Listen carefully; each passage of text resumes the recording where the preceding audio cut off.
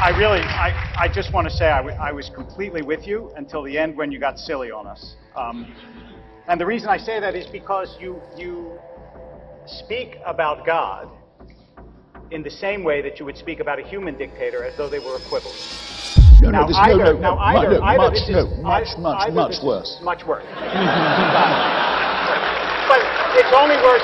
It's only worse because of the eternity of it, right? But the characteristics are the same. No, the absolutism of it. The absolutism. The lack of any appeal. But that's not. And the worship of him by.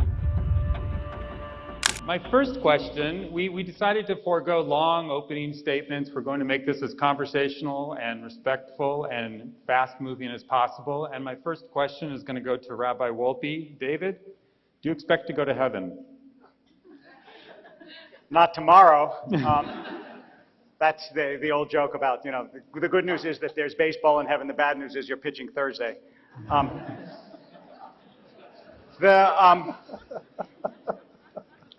So what I would say is that part of the problem of the idea of an afterlife is that we tend to make it far more literal than it needs to be, and as a result, it starts to seem ridiculous. I mean, before you entered this world, could you have imagined mountains and tuna fish and teeth and ideas and music? Of course not. It is literally unimaginable. But we make of the idea of another world something that we can imagine and understand, and so we reduce it to nonsense. It's Mark Twain in Letters from Earth. He said that people assume when they go to heaven they're going to lie on green fields and listen to harp music. He says you wouldn't want to do it for 5 minutes while you're alive, but you think you'll be happy for the rest of eternity doing it after you die. And the crux of it is, and I suspect really what this evening will come down to, is do you believe that human beings are entirely material? Are you only made of stuff? Or is there something non-physical? Is there something ethereal and eternal about you, about us, some mystery at the heart of this stuff? And if there is, then there's a possibility, that we'll all, I don't want to say go somewhere because that assumes that it's spatial. And again, that's the way people think, and the way we think is not necessarily the way the world is. Our minds are much too limited to grasp it. But I'll just close by saying that I always assumed that human beings were more than stuff. And for me, at least, this came home on an emotional level when a little less than 2 years ago, my father died. And as many of you know, it is a Jewish custom when someone's buried to throw dirt on the grave. And I thought this was going to be extraordinarily difficult, to take a shovel full of dirt and throw it on the coffin of somebody that I loved very dearly.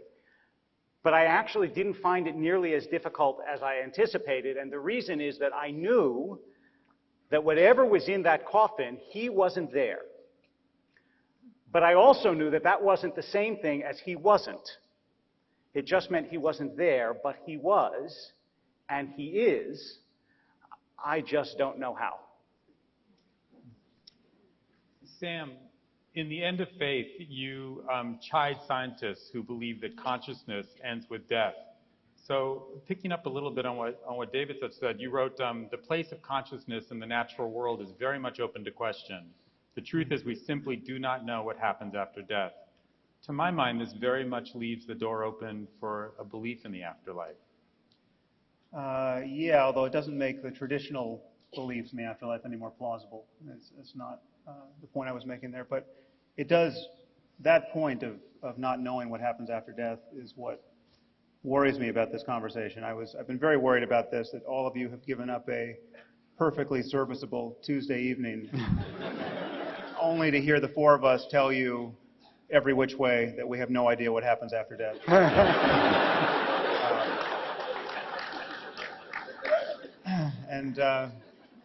Well, I expressed the fear to my wife, and she was actually able to put me at ease. I'm worried, obviously, about boring all of you, and she said, nothing Hitchens does is ever boring. So I have that going for me. Right. I think we should think about what this concept of the afterlife does. We'll talk about the plausible versions of it and how implausible some of the traditional ones are. But I think, just to give some context, we're living in a world in which 9 million children every year die before they reach the age of 5. Okay, year after year after year. I mean, that is an Asian-style tsunami of the sort you remember from 2004 every 10 days, killing only children before the age of 5. I mean, think about these children. Think about their parents. Know that virtually all of these parents are people who believe in God and were praying all the while that their children would be saved. And their prayers were not answered. Now, the afterlife comes into the midst of this reality and as a promise that all of this is going to make sense in the end, that somehow at the end of existence, we're going to be all let in on the punchline and have a mighty laugh with Almighty God for eternity. Now, there's no evidence of that, and I think, therefore, this concept of the afterlife really functions as a substitute for wisdom. It functions as a substitute for really absorbing our predicament, which is that everyone is going to die. There are circumstances that are just catastrophically unfair. Evil sometimes wins, and injustice sometimes wins. And the only justice we're going to find in the world is the justice we make. And I think we have an ethical responsibility to absorb this really down to the soles of our feet. And this notion of an afterlife, the happy talk about how it's all going to work out and it's all part of God's plan, is a way of shirking that responsibility. So that's... The idea of an afterlife might feel comforting, but comfort isn't evidence. Every credible study in neuroscience shows that consciousness depends on the brain. When blood flow stops, brain activity ceases, and awareness is gone. Even mild oxygen deprivation can erase memories or change personality. Clear proof that the self is rooted in physical processes, not an immortal soul. If the soul existed independently, severe brain injury wouldn't alter who we are, yet it does every time. Historically, every civilization invented its own afterlife. Ancient Egyptians had the Field of Reeds, Vikings had Valhalla, Hindus believe in reincarnation. The Bible's vision of heaven and hell is no more consistent or verifiable than these myths. In fact, early Judaism had no concept of eternal heaven or hell. Sheol was simply a shadowy place for all the dead. Eternal punishment shows up later, influenced by Persian Zoroastrianism. That means Christian afterlife doctrine is borrowed, not revealed. The Bible itself undermines the fairness of the Christian afterlife. In Matthew 25:46, eternal torment is given for disbelief, not moral failure. Revelation 21:8 lists sins alongside unbelief as grounds for the lake of fire. This isn't justice, it's divine favoritism. Even worse, the suffering of children that Sam Harris describes is excused with God's plan, as if the promise of heaven justifies their pain. The truth is, there's no evidence of divine justice waiting for us. Waiting for a cosmic fix is a moral hazard. It can delay action against suffering in the here and now. The only justice humanity has ever achieved, ending slavery, advancing human rights, fighting disease, came from human hands, not divine intervention. If we accept that this life is all we know we have, the responsibility to make it fair and meaningful becomes urgent and real. where I am. Brad, 3 times a day as a religious Jew, you would pray the Amidah, where you extol a God who resurrects the dead. It says that right in one of the most standard of Jewish prayers. When you say that, what are you saying? What do you believe you're saying? So I need to take a couple steps back and make this a running jump rather than a standing jump. Sure. As I understand it, rather than simply reducing someone's idea to a caricature, which is easy to do on all sides in this kind of a conversation, we live in an age in which there are different plausible ways of making sense and connecting the dots. One of them is a kind of reductionism in which everything can be explained by its smallest physical components. And once you've explained how inert matter operates, then you create more complex systems, but you've done all your explaining really at the very basic subatomic levels. And that's completely plausible, and you can tell the entire story that way in a reasonable way.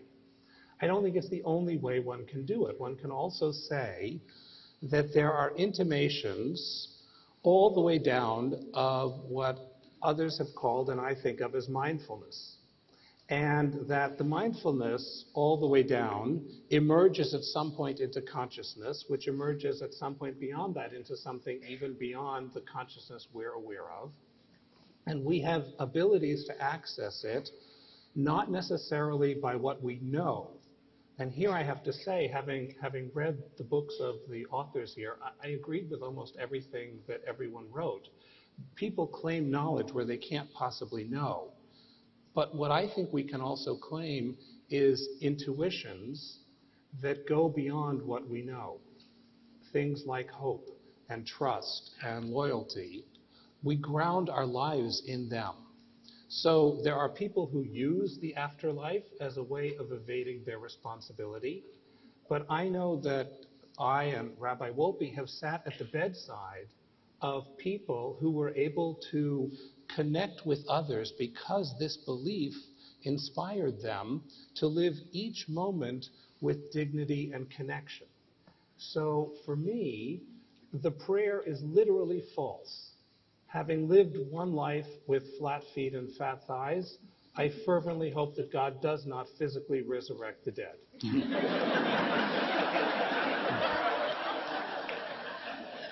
Although I will tell you, I'm one of the rabbis dancing in Gadi Levi's dance thing, so I expect to have buns of steel by the time you come back for that. But I think it's a metaphor for saying that there is a oneness of which we are an expression, and that does not cease with our death, and that in some very important way, although not one that is reducible to knowledge, I don't claim to know, but I trust that we continue beyond the grave. Thanks. Christopher, what's wrong with that? If a belief in the afterlife helps one, as Brad said, deal with the inevitability of death, maybe this is a good thing. Well, then anything that made you feel better would be okay, which I'm sorry to say I think is the contemptible viewpoint. Here's the problem with the afterlife fantasy. It's the same as religion in general.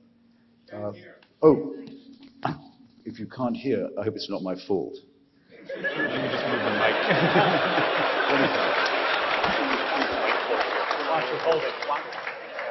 All right, how's that? Okay. Well, not to duck the opening question, give myself a chance to repeat my answer. That would mean that anything that made you feel good or better was fine, which I think is a contemptible position, I'm sorry to say. And it would be as good as drugs, for example. And I don't believe, and in fact Marx never said, that religion is just an opiate. But religion and the afterlife fantasy have these things in common. First, they're man-made. That's very important. They represent claims by humans to be able to interpret the divine and to give themselves power by doing so. We all admit we don't know. That's because we can't know. So the people who have to leave the island right away are those who say they do, who for centuries have tyrannized and still do millions of human beings by claiming to hold the keys of heaven and hell. Leading to my second point, religion is totalitarian in its practice and its theory. It claims to know things it can't know, and it claims to have powers it cannot have. It says if you make the right propitiations and the right donations, you may get paradise, and if you don't, you may get an eternity of pain. That includes, by the way, the souls of unbaptized children of the millions who Sam mentioned. Then there's, I'm afraid to say, but you also, as you'd expect from the man-made, the argument of fraud. St. Peter's in Rome was built on the sale of indulgences. That's to say, in return for cash, the promise of a remission of sin and of time in hell or purgatory. There are chantries, actually quite beautiful ones, still all over Europe, still working. Prayers being said for the repose and remission of souls. Pope Benedict, the most reactionary prelate for considerable time to lead the church is trying to restore the idea of remission of sin in exchange for donations or other in-kind operations. This is, I'm sorry if it sounds unduly functionalist, but until we've dealt with these questions, we can't have a serious discussion. Now, there's also, I think, a real problem about anything that's eternal. I should probably close with this. It will happen to all of us that at some point you get tapped on the shoulder and told, not just that the party's over, but slightly worse, the party's going on, but you have to leave. and it's going on without you. That's the reflection, I think, that most upsets people about their demise. All right then, because it might make us feel better, let's pretend the opposite. Instead, you'll get tapped on the shoulder and told, great news, this party's going on forever, and you can't leave.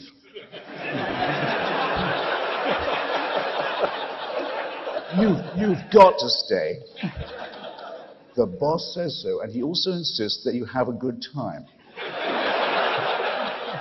I've read about David's father, and I had a bad time when my own father passed on, but the father proposed by monotheism is the father who doesn't die, who reassures his children, don't worry, I'll never leave you. You'll never see the end of me. You'll never get the chance to feel sorry. I'm always there. I'm the absolute ultimate in dictatorship, and in my courts there's no appeal. Do you really think that this would cheer up anyone of sentience or humanity or capable of feeling of irony? I submit it's out of the question. Belief in an afterlife might offer comfort, but comfort is not proof. Everything we know from neuroscience shows that consciousness depends entirely on the brain. When blood flow or neural activity stops, awareness ends. Brain injuries, Alzheimer's, strokes, and anesthesia can erase memory, alter personality, and shut down the sense of self. If a soul existed independently, these changes wouldn't be so precise or predictable. Historically, the Christian afterlife is not an unbroken revelation. It evolved. Ancient Israelites believed in Sheol, a shadowy place where all the dead went, Psalm 6:5, Ecclesiastes 9:5. Concepts of heaven and hell emerged later, influenced by Persian Zoroastrianism and Greek philosophy. Even the New Testament contradicts itself. Some verses describe sleep until resurrection, 1 Thessalonians 4:13-16. Others promise immediate paradise, Luke 23:43, and the meaning often depends on translation or punctuation. Biblical justice also raises moral problems. Matthew 25:46 and Revelation 21:8 promise eternal punishment for disbelief, not just immoral acts. The doctrine of hell has been used for power, most famously in the Middle Ages, when the Catholic Church sold indulgences to shorten time in purgatory, funding projects like St. Peter's Basilica. That's a human system built on fear, not divine truth. Near-death experiences don't rescue the claim. Their features, bright lights, tunnels, life reviews, can be triggered by oxygen loss, drugs, or brain stimulation. Crucially, they reflect local culture. Christians meet Jesus, Hindus meet Yama, Buddhists see entirely different visions. If one afterlife were real, these accounts wouldn't vary so widely. I just want to say I was completely with you until the end when you got silly on us. And the reason I say that is because you speak about God in the same way that you would speak about a human dictator as though they were equivalent. Much worse. Much worse. But it's only worse. It's only worse because of the eternity of it, right? But the characteristics are the same. No, the absolutism of it. The absolutism. The lack of any appeal. But that's not. And the worship of him by his slaves. Except that that's not at all what any tradition envisions. And even if it did envision it, as you and I think would both agree, the envisioning of traditions of what a god could be are very limited and partial. And so, if you want to make it, yes, that it's North Korea forever, then I would say you're belittling the notion of what it means to have a God. You're belittling the notion of what it means to have eternity in, if not bliss, at least reasonable happiness. And it's true that you lose everything in this world, but also it's not at all the case, and you know that it's not the case, that the notion of the afterlife invariably leads to neglect of what is important in this world. Sometimes, in fact, it does the exact opposite. You can take large swaths of belief. You mentioned Marx. Communism, for example, which repudiated the idea of the afterlife and therefore thought you have to create utopia here, and it led it to horrendous misdeeds throughout the 20th century. So the belief in the afterlife can be totalitarian and terrible, but so can the idea that there's nothing after this world and therefore you have to perfect human beings here. It can work both ways. I wanted to ask you, Christopher, do you really believe that dead is dead? You don't believe in any kind of consciousness going after death? You believe dead is dead? Okay. The survival of consciousness independent of the brain, which Sam knows more about than I, and we're getting better acquainted with, is quite different from the religious belief in a mandated path by which you can follow or not follow, leading to reward and punishment. Completely different. It's different in the same way as, say, spiritualism was, which wasn't really a religion, but was a very strong, fraudulent movement that not coincidentally flourished after the First World War in the hope of putting people in touch with dead relatives and so forth. Not one single interesting thing ever got said from the other side. Fascinating, you know. Burblings from the beyond, but millions of people pitifully paid attention to it. I guess my answer has to depend on David's point about stuff. We actually know a great deal more than we ever did, than any of our predecessors did, about what stuff we're made of. We know that our DNA gives us enormous amounts in common with other animals, huge amounts. We know that stars had to die. Larry Krauss makes this point very well in his lectures on physics. Stars had to die. One every second blew up, and is still blowing up since the Big Bang. We're made, if you want to call it pretty, from stardust or nuclear waste, depending on your on your analysis. But there's absolutely no reason to think that those molecules would be worth reassembling, that they will rejoin, as do the animals, and as have done the species we didn't know about till recently, the other human tribes, the Cro-Magnons, the Neanderthals, the ones that aren't even mentioned in any holy book. They only died out about 20,000 years ago. Who has heaven and hell for them? It's as likely for us as it is, I think, for any other dog, whale, or bacteria. Well, And no more than that. Sam, what does it mean when you write that you think that consciousness may indeed survive? Well, there are many odd ways in which consciousness could survive, and you can make a philosophically respectable argument that consciousness could survive the death of the brain. It's by no means the majority opinion in neuroscience or philosophy that it would. For instance, there's a philosopher at Oxford, Nick Bostrom. This is one of the weirder arguments, but still more plausible than the arguments you get from religion. Nick, there's actually very little you have to assume to make this seem somewhat robust. The argument is called the simulation argument, and he argues that we are all very likely not living in a real universe, but living in a simulated universe. And we are being simulated on the hard drives of computers of the future. Now he gets there with a few simple steps. You simply have to acknowledge that consciousness is at bottom the result of information processing at the level of the brain, and there's nothing magical about brains. It could be information processing in a computer of the future. Most scientists think that's true. They don't think there's anything magical about the wet stuff in our heads, and that consciousness is at some point going to be instantiated in computers. Then you simply have to grant that humans of the future will run simulations of the past in the way that we run simulations, Sims games, and then there's just one short move, that simulated universes, almost by definition, will outnumber real universes. And therefore, we are a lot more likely to be among the simulated ancestors than the real ancestors. Now, again, everyone acknowledges it seems a little crazy, but the assumptions that you take on board are not so weak. And I would add to this the somewhat disconcerting idea that if, in fact, we are running as a simulation on a computer of the future, This computer could have been built by Mormons or Scientologists who would want to simulate the truth of their religion. And therefore, all religions could be true in this simulated universe. And we could expect to see Jesus coming back on clouds of glory and moving to Missouri as the Mormons expect. So now all of that sounds completely crazy, but it is not as crazy as the version of the afterlife that is really on offer traditionally, which has been actually neatly sidestepped here because it entails the resurrection of the dead. Most people think that the afterlife religion is offering, Christianity, Judaism, and Islam, has something to do with the soul floating off the brain into a tunnel of light and into paradise. But that's actually not the canonical afterlife. The canonical afterlife is God has to do the humble work of reassembling us.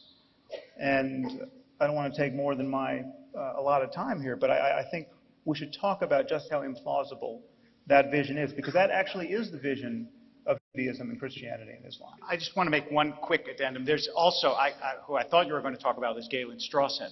I mean, another Oxford philosopher who says that consciousness is actually so impossible philosophically to figure out that it must be that it exists even in inanimate matter, even though it doesn't seem that way.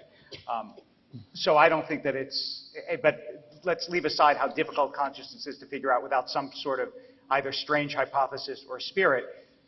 Yes, it's true that much of Judaism talks about resurrection, much of it talks about afterlife, but there are there's a plurality of voices. And I mean, the Talmud says, for example, you assume that the sages are in paradise, but it is not so. In fact, paradise is in the sages. That's not the sort of voice that generally you hear when the literalist view of an afterlife is attacked. And for more on that, I turn to my colleague, Rabbi Brad Artson. I would actually love for us all to go out to coffee and leave them aside so that we could say things like, wow, that's really interesting, I haven't thought about that. And what do you do with this? Rather than the scoring of points. And so there's a lot of cleverness and there are a lot of quips. But at the end of it, what it sounds like we're saying is that religion is a monolith, and the worst of religion is compared to the best of science, which is fluid and evolving. And I'm halfway there with you. I think one of the greatnesses of science is its capacity to be self-reflective and its capacity to change convictions.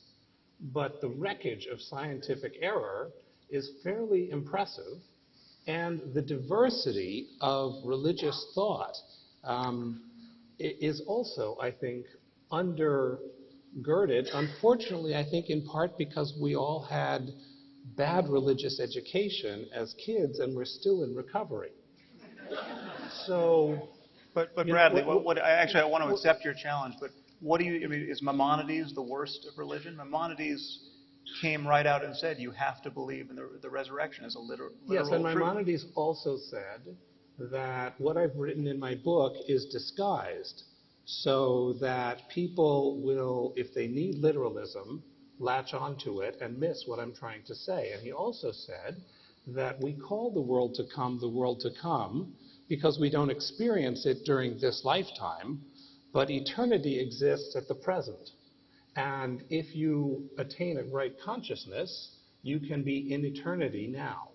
So the challenge is, we all come to it with our own different concrete needs, but religion is, I think, far more nuanced. And I guess the plea I would like to offer to you, because the parts of your books, both of you gentlemen, that I agreed with was everything you trashed religion for, it deserves to be trashed for.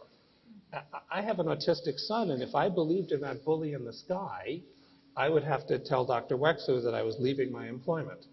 But I don't, and I don't think that my tradition or the Buddhist tradition or the richness of Hindu tradition understood in a nuanced and ethical way is any more problematic than science's capacity to learn from its mistakes and to move on.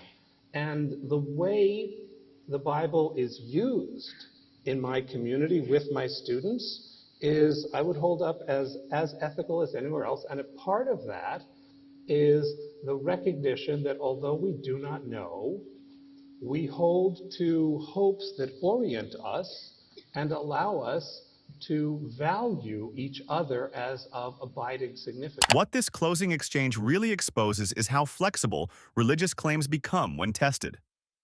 The rabbis here admit they don't take resurrection literally, yet it's in core Jewish and Christian doctrine. The Nicene Creed explicitly affirms the resurrection of the dead. Maimonides, one of Judaism's most revered scholars, wrote that belief in bodily resurrection is required, even if privately he reinterpreted it. This shows a pattern. When literal claims are challenged by reason or science, they're rebranded as metaphor. Science gives us no reason to expect reassembly after death. Our DNA and brain structure don't store you in a way that can survive destruction. The idea that God would gather your atoms ignores the fact that atoms are constantly recycled into other organisms. Your resurrection would mean undoing billions of years of natural processes, for which there's zero evidence. And history tells us that beliefs about the afterlife have never been consistent, even within Christianity. Early Christians disagreed over whether the soul sleeps until judgment or goes immediately to heaven. The doctrine of eternal hell, used for centuries to control behavior, wasn't uniformly taught until long after Jesus' death. Religious nuance doesn't erase the harm of the literal version. Billions have been told that salvation hinges on belief, with eternal punishment for doubt. Mark 16:16, Revelation 21:8. The fact that some believers now reject the bully in the sky is progress. But that progress came from human moral reasoning, not revelation. Science's self-correction is a strength. Religion's shifting definitions are often an attempt to preserve authority when old claims become indefensible. If eternity exists now, as some claim, it's still not evidence for life after death. It's just a philosophical reframe. The honest position remains. We do not know, and there's no credible proof that consciousness survives death. Which means the value we give each other in this life is the only kind of immortality we can verify. So here's the question. If meaning, love, and justice are all built here and now, why stake our lives on an unproven promise? If you found this breakdown thought-provoking, drop your thoughts in the comments, hit like, and subscribe for more deep dives into debates that challenge what we think we know.